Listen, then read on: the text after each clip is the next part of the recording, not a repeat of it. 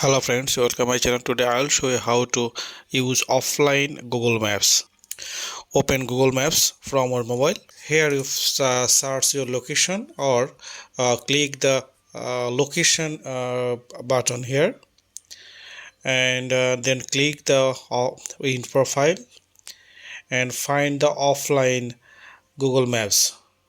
Here you can select your area, click download, then your map will download in a few seconds, depend on your internet speed.